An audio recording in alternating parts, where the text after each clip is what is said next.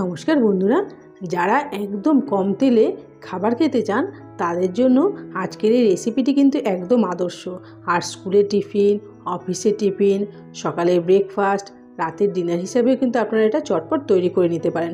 অনেক সময় দেখবেন রাতে খাবার বানাতে ইচ্ছে করছে না, তখন এইভাবে ঝটপট করে আপনারা এটা তৈরি করে নিতে পারেন। তো চলুন বন্ধুরা, শুরু করা যাক আজকের এই রেসিপিটি। এই রেসিপিটি তৈরি করার জন্য আমি এখানে এক বাটি মুড়ি নিয়েছি। মুড়িটা ভালো করে পরিষ্কার করে নিয়েছি। এবার অল্প জল দিয়ে মুড়িটাকে ভিজিয়ে নেব।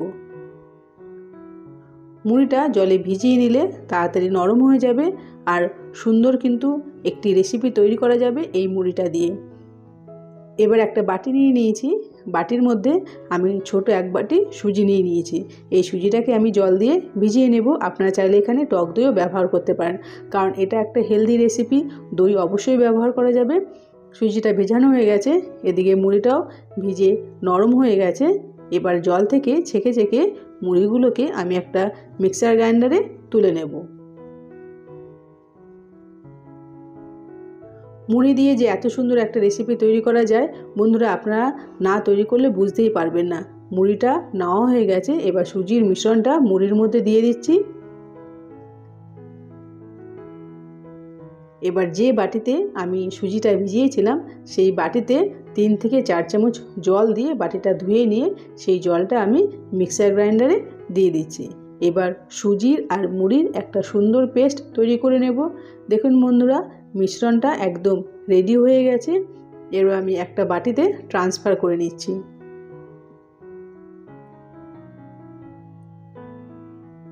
খুব সহজেই কিন্তু আপনারা এটা যখন তখন এই রেসিপিটি তৈরি করে নিতে পারেন। এবার মিক্সার গ্রাইন্ডারটাকে আমি একটু ধুয়ে সেই জলটা আমি সুজির মিশ্রণের মধ্যে ঢেলে দিচ্ছি। সুজির মিশ্রণটা একদম রেডি হয়ে গেছে। এবার আমি কিছু ভেজিটেবলস এর মধ্যে দিয়ে দিচ্ছি। এখানে গাজর আমি সরু সরু করে কেটে নিয়েছি, টমেটো ছোট ছোট করে কেটে নিয়েছি, ক্যাপসিকাম ছোট ছোট করে কেটে নিয়েছি, ধনেপাতা ছোট ছোট করে কেটে নিয়েছি। 1 চামচ ধনের গুঁড়ো, 1 চামচ জিরের গুঁড়ো আর 1 চামচ কাশ্মীরি লঙ্কার গুঁড়ো।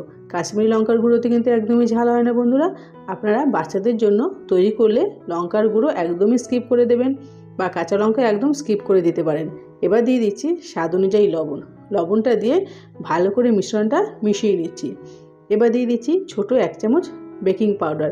বেকিং পাউডার দিয়ে মিশ্রণের সঙ্গে ভালো করে মিশিয়ে নিতে হবে। দেখুন বন্ধুরা, মিশ্রণটা একদম রেডি হয়ে গেছে। এবার গ্যাসের উপর আমি একটা চাটু বসিয়ে দিয়েছি। মাত্র 1 চামচ তেল দিয়ে আমি চাটুটায় ভালো করে ছড়িয়ে দিয়েছি। এবার সুজির গোলাটাকে এইভাবে একটা চামচের সাহায্যে 1 হাতা করে তুলে নিয়ে এইভাবে ছোট ছোট করে রুটির মতো পাতলা করে তৈরি করে নেব। আপনারা চাইলে একটাই তৈরি করতে পারেন একটু বড় করে। আর আমি ছোট ছোট করে তৈরি করলাম কেন, বাচ্চাদেরকে যদি স্কুলে টিফিনে দেন তখন এরা পুরোটাই কিন্তু ফিনিশ করে আসবে, একটু নষ্ট করবে না। আর পাতলা পাতলা করে তৈরি করলে কি হবে, বেশ ভাজা ভাজা হবে আর খেতেও খুব টেস্টি হবে। যখন ওপরের দিকটা একটু শুকিয়ে আসবে তখন আপনারা এইভাবে উল্টে পাল্টে দেবেন। আর 1 থেকে 2 ফোঁটা তেল দিয়ে আমি আরেকটু এটাকে ভেজে ভেজে নিচ্ছি। দেখুন বন্ধুরা, কত সুন্দর এটা নরম হয়েছে। খেতে কিন্তু খুবই টেস্টি। বাচ্চাদের তো এটা খুবই ভালো লাগবে। আর যেসব বাচ্চারা একদমই সবজি খেতে চায় না তাদেরকে আপনারা অবশ্যই এইভাবে তৈরি করে দেবেন। ওরা বুঝতেই পারবে না যে এর মধ্যে কোনো সবজি আছে। দেখুন বন্ধুরা, এইভাবে আমি দুটো তৈরি করে নিয়েছি। সমস্তগুলোই কিন্তু আমি এইভাবে তৈরি করে নেব। দেখুন বন্ধুরা, সমস্তগুলো আমি তৈরি করে নিয়েছি। আর আপনারা দেখতেই পাচ্ছেন যে এটা কতটা নরম আর খেতে কিন্তু খুবই টেস্টি। একটা ছিঁড়ে আপনাদেরকে দেখিয়ে দিচ্ছি যে ভেতরটা কত সুন্দর হয়েছে। ভেতরটা বেশ ভালোভাবে রান্না হয়েছে। গ্যাসের ফ্লেমটা লোতে রেখে আমি এটা তৈরি করেছি। উপরের দিকটা বেশ সুন্দর করে ভাজা হয়েছে।